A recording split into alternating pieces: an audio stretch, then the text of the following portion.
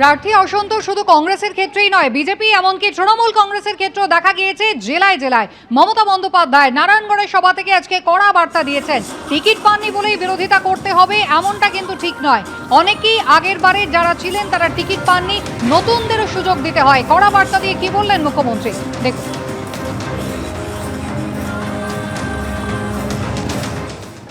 হ্যাঁ, আমরা আগের প্রার্থীকে টিকিট দিতে পারিনি, কারণ দেখুন কখনো কখনো তো বদলাতে হয়, মানে অন্যদেরও সুযোগ দিতে হয়। যদি কেউ মনে করেন আজীবন আমি একা থাকবো আর কেউ থাকবে না, এটা মনে করা ভুল। আমি একবার টিকিট পেতে পারি, একবার নাও পেতে পারি, তাতে কি যায় আসে? ভালো কাজ করুন, ভালো কাজ করলে পাবেন, মানুষের সাথে থাকলে পাবেন। আর যে করবে না মানুষের কাজ, দলকে তো সিদ্ধান্ত নিতে হবে।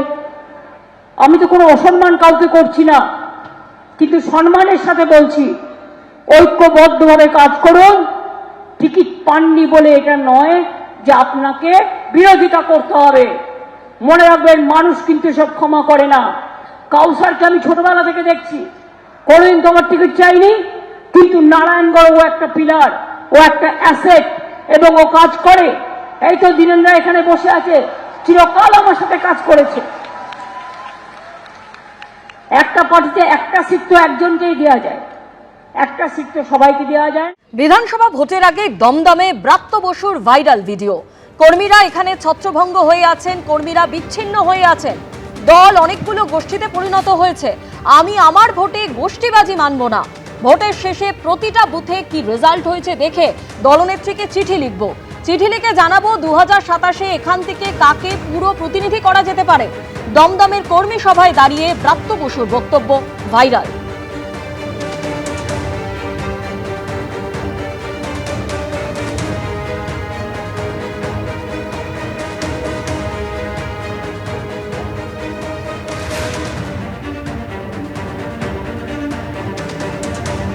কর্মীরা খালি একটু ছত্রভঙ্গ হয়ে আছে, কর্মীরা একটু খালি বিচ্ছিন্ন হয়ে আছে, অনেকগুলো গোষ্ঠীতে পরিণত হয়েছে।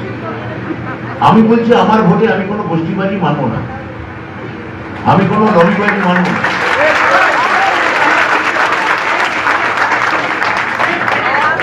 আমি ভোটের শেষে প্রত্যেকটা বুথে প্রত্যেকটা পার্টে কি রেজাল্ট হয়েছে দেখবো, আমি প্যাকেট থেকে রিপোর্ট নেব, তারপর নেতৃত্বে চিঠি লিখে জানাবো 27 সালে এখান থেকে কোন কর্মীকে আমাদের পুনঃপ্রতিনিধি করা যেতে পারে।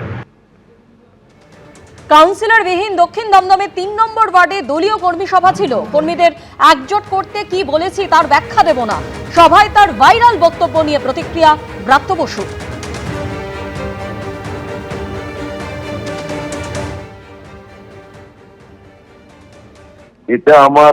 এটা আমার দলীয় কর্মী সভা, দক্ষিণ দমদমে 3 নম্বর ওয়ার্ডের কর্মী সভা, যে ওয়ার্ডে কোনো কাউন্সিলর নেই, ফলে ওয়ার্ডটা একটু ছিন্ন বিচ্ছিন্ন।